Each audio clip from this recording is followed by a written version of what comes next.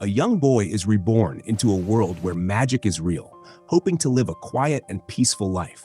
However, he quickly discovers he has an extraordinary talent for water magic, and surviving in this unfamiliar world will take serious effort and training. His new life begins deep in a vast forest, with towering mountains in the distance. In a lone house nestled in the woods, the boy lies on his bed. After waking up, he steps outside, noticing 2 books and a knife on the table.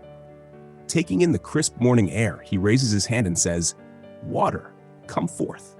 A ball of water appears briefly before vanishing, leaving behind a small puddle in his palm. Suddenly, the scene changes.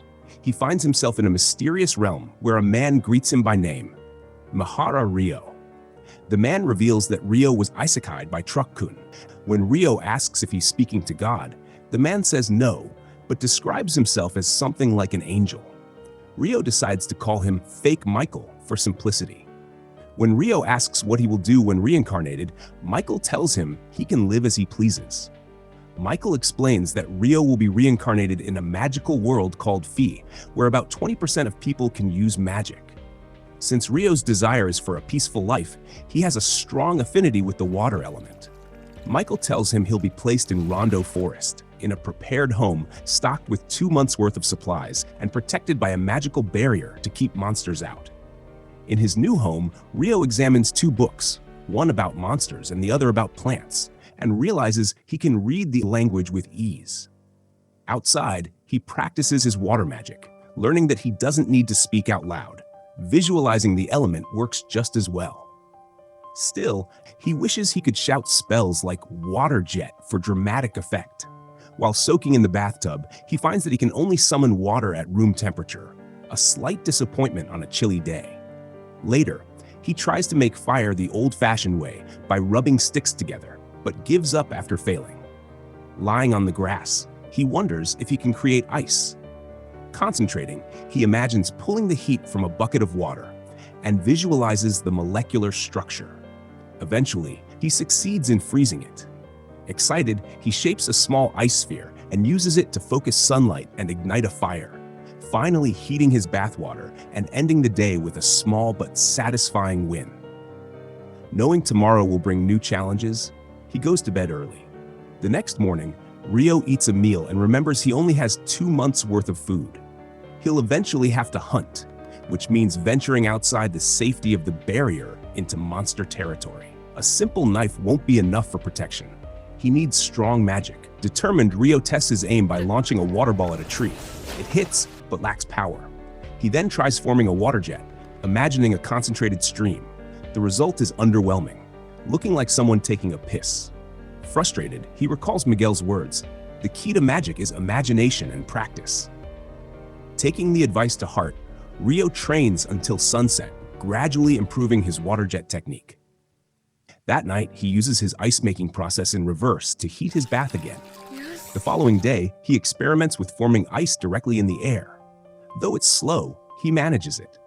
Next, he tries making it fly, but it only travels a short distance. Given how difficult and ineffective it is in combat, Rio decides to keep practicing until he perfects it. To mix up his training, he summons water orbs in the sky and blasts them upward.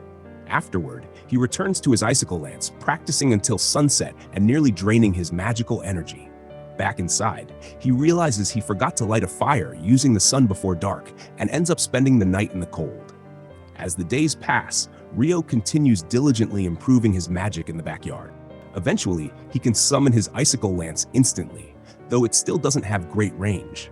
Still, he manages to craft a spear with a knife and a stick and finally ventures beyond the protective barrier.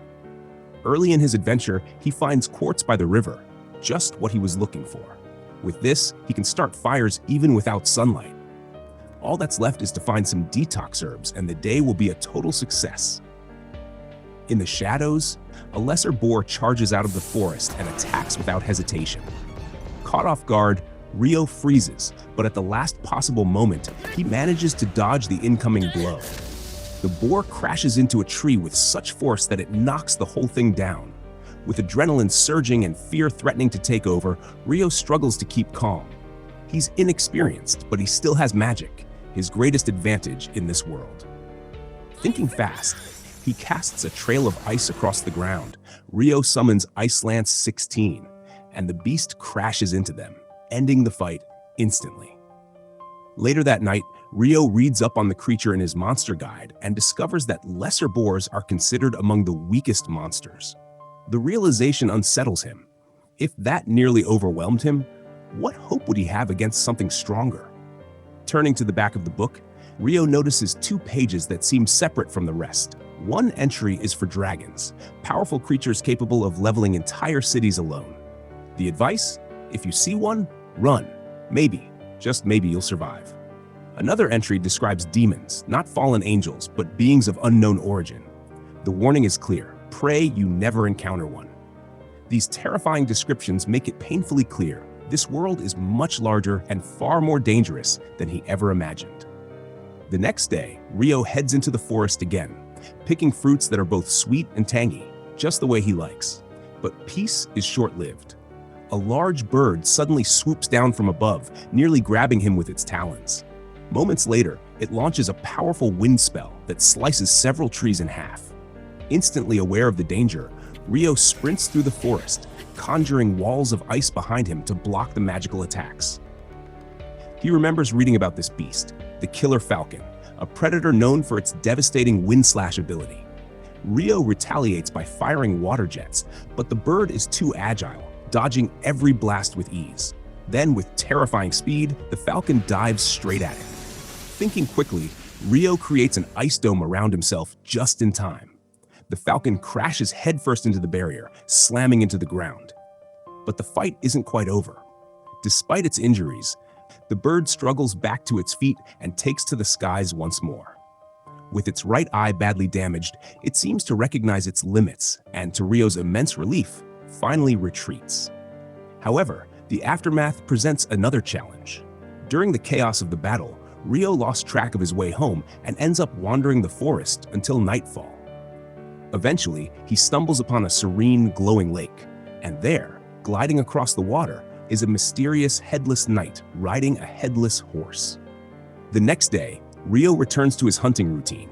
This time, he defeats a giant cobra and even manages to catch some fish for dinner.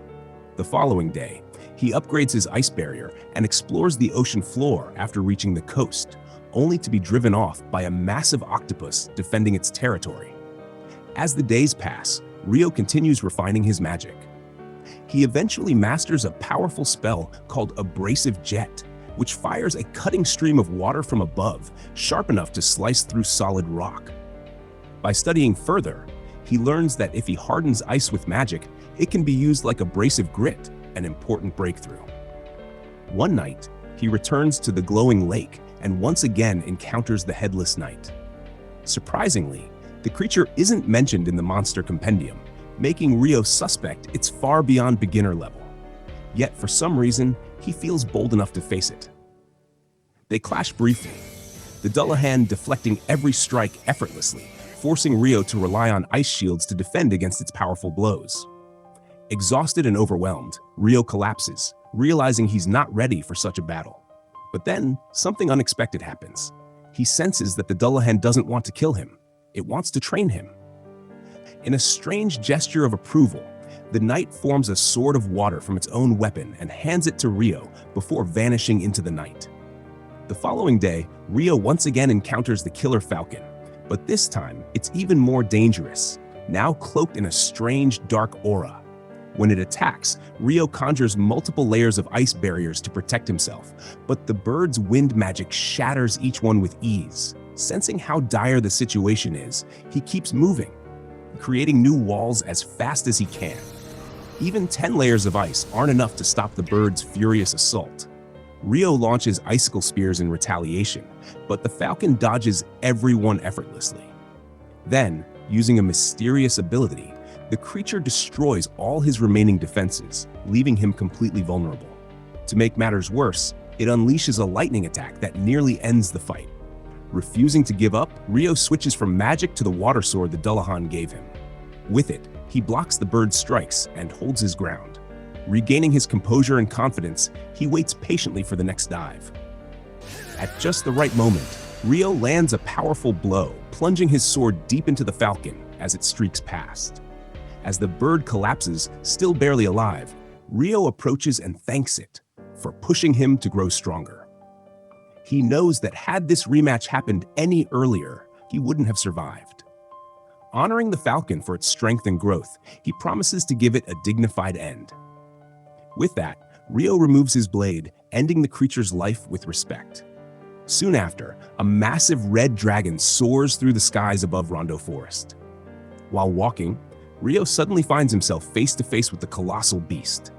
The dragon lands, speaking through telepathy, and asks whether he has seen a powerful hawk that recently evolved in the area.